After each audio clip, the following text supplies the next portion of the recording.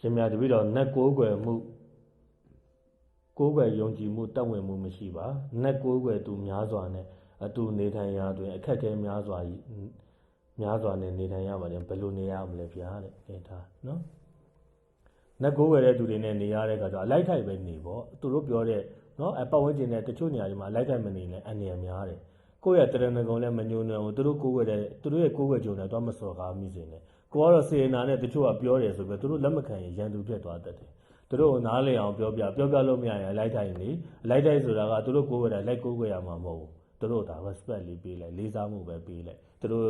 ကိုးကွယ်တဲ့သူရောကိုးကွယ်ခံရတဲ့အဲ့နဲ့တူရောလေးစားမှုပေးတာတရဏဂုံမညှိုးနှံဘူးမေတ္တာပို့ပေးနော်ကိုယ်တိုင်တော့နဲ့တူတော့မကိုးကွယ်မိစေနဲ့ကိုကလည်းမကိုးကွယ်ခြင်းဘူးအဲဆိုသူတို့နဲ့အလိုက်ထိုက်နေနောက်ဆုံးဗျာတကယ်လို့မလွဲတာလို့ဒီပုံကိုနဲ့တူပူဇော်ပါတာတဲ့အခါမှာသူများတွေကပူဇော်ပါတာတယ်ကိုကရှောင်လို့ရရင်ရှောင်ဘလို့မှနောက်ဆုံးအစင်မိခွန်းနဲ့မပါပေမဲ့ဖြည့်ပြီးရရင်ရှောင်လို့မရခဲ့ဘူးဆိုရင်ရောဘုရားဆိုရင်အဲ့ဒါဆိုသူတို့ကိုပေးတဲ့အခါမှာဘလို့စိတ်နဲ့ပေးရမလဲပူဇော်ပါတာပြီးတော့ကိုးကွယ်တယ်ဆိုတဲ့စိတ်နဲ့ပေးတာမဟုတ်ပဲနဲ့သူတို့ကိုဒီပစ္စည်းကိုကိုယ့်ရဲ့မိတ်ဆွေချင်းပေးတယ်လို့မျိုးလက်ဆောင်ပေးတဲ့သဘောပေးတယ်မင်းတို့အသုံးပြုဒါမှမဟုတ်ရင်ဒီငါပေးတဲ့ကျွန်ုပ်ပေးတဲ့ဒီပစ္စည်းကိုတင်တော့ဖျားအောင်ပြန်လှူလို့ရအောင်ပေးတာပါဆိုတဲ့သဘောရည်ရွယ်ချက်ပေါ်မူတည်တယ်နော်တချို့ကကျတော့ပူဇော်တဲ့စိတ်နဲ့ပူဇော်ကိုးကွယ်တဲ့စိတ်နဲ့လှူဒန်းတာကိုကကြတော့ရှောင်လို့မရခဲ့ဘူးဆိုရင်နောက်ဆုံးအဆင့်ရှောင်လို့မရခဲ့ဘူးဆိုရင်တော့မှကိုကအဲ့လိုသူတို့ကိုလက်ဆောင်အနေနဲ့ပေးတဲ့သဘောပဲကိုးကွယ်တဲ့သဘောပေးတာမဟုတ်ဘူးเนาะအလိုက်တိုက်လူချင်းတော့လက်ဆောင်ပေးနေရတာရှိတယ်လေအခုလည်းအဲ့လိုလက်ဆောင်ပေးတဲ့သဘောပဲဒီပရလောကသားတွေကိုလေးစားမှုနဲ့လက်ဆောင်ပေးတယ်မေတ္တာပို့တယ်အမျှဝေတယ်ဒါဆိုရင်ကိုကအဲ့လိုပေးလို့ရတယ်ကိုးကွယ်တဲ့ပုံစံနဲ့ပေးတဲ့အားနဲ့တော့ပေးတာချင်းတော့ပုံစံမတူဘူးကိုယ့်တို့လည်းတနေ့ကမညှို့နေအောင်သူတို့လည်းလက်ခံတယ်ကျင့်တတ်တယ်လေသူတို့ကိုးကွယ်တဲ့နဲ့တွေကိုကပေးတယ်ဆိုရင်ဥပမာပေါ့ဘယ်လိုမှရှောင်မရကြဘူးဆိုရင်ပြောပြတာစကားအကုန်ပြောတာမင်းတို့တို့လက်ဆောင်နေနဲ့လည်းပေးဒါမှမဟုတ်လည်းတင်တို့တွေဘုရားတရားတန်ခါကိုပူဇော်လို့ရအောင်ငါပေးပါတယ်ဆိုတဲ့သဘောပေးလို့ရတယ်ဒါဆိုရင်တရဏဂုံလည်းမညှိုးနှံဘူးသူတို့နဲ့လည်းဒါမဆန့်ကျင်ဘူးဖြစ်သွားလိမ့်မယ်ကိုယ့်ရဲ့စိတ်ကအဓိကပဲနော်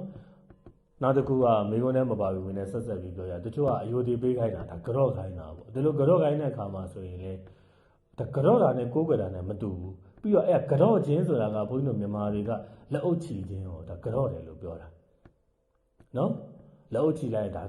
ဒီသူကအဲ့လိုကြော့ပြီးတော့မြန်မာအတိုင်းမတက်မှတ်လိုက်တာဒါပေမဲ့အားလုံးသိနေတာပဲလေထိုင်းရောက်ဘူးတဲ့သူတွေပိုသိမယ်လေထိုင်းမှာကြည့်လူချင်းလက်အုပ်တွေချီနေကြတာလေကြော့တာမဟုတ်လေးစားဖို့ပြီးတာကိုနှိမ့်ချတာနှုတ်ဆက်တဲ့သဘောသူတို့လက်အုပ်ချီခြင်းရဲ့ရည်ရွယ်ချက်ကကိုးကွယ်ခြင်းမဟုတ်ဘူးကြော့ခြင်းမဟုတ်ဘူးလူချင်းလက်အုပ်ချီတယ်လေးစားမှုတမှုနဲ့နှုတ်ဆက်တာမိမိကိုနှိမ့်ချတာဘုန်းတို့တီးလင်ကဘုန်းကြီးတွေထိုင်းဘုန်းကြီးတွေဒါအိန္ဒိယဘုန်းကြီးတွေနဲ့တွေ့တဲ့အခါမှာဝါမေးတဲ့အခါမှာဘုန်းတို့ထက်တချို့ဘုန်းကြီးတွေကဝါကြီးတယ်တော့ဘုန်းတို့ကအယုဒိပေးတယ်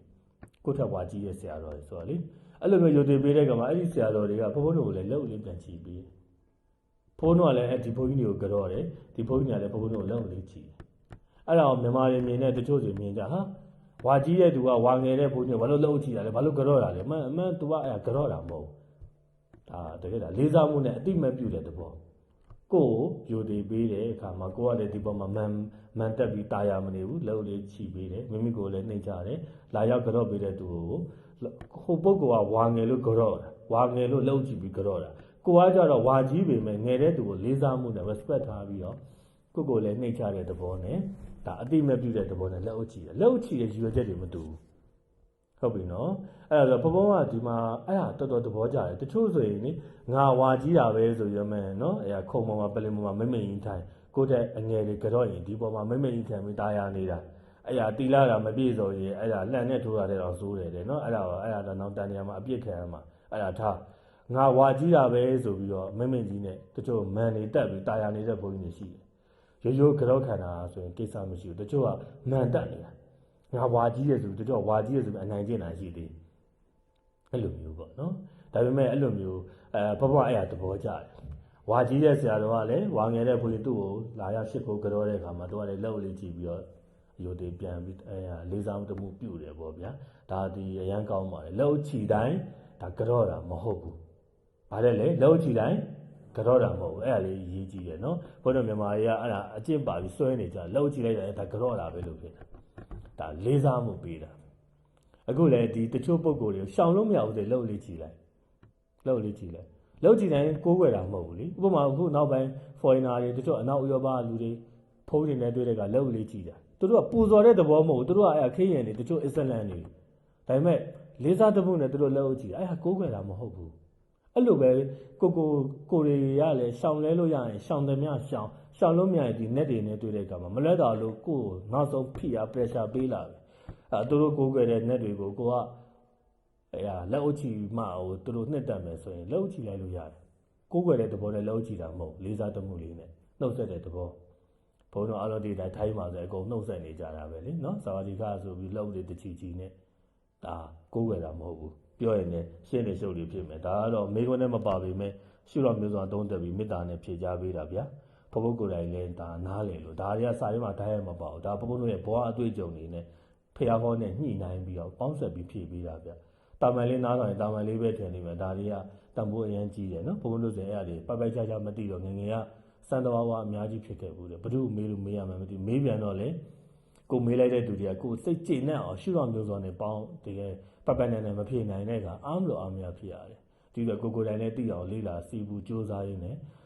စာတွေ့ရောလက်တွေ့ရောခေအမြင်ရောတချို့ကစာရတဲ့အတိုင်းကတော့လူတိုင်းပြောတတ်တယ်စာဖတ်ရင်ပြောတတ်တယ်စာရတဲ့အတိုင်းမပါရင်ကျုပ်မပြောတတ်တော့ဒါကြတော့လက်တွေ့အတွေ့အကြုံတွေနဲ့တဘာဝယုတ်တိအာဂမယုတ်တိတွေနဲ့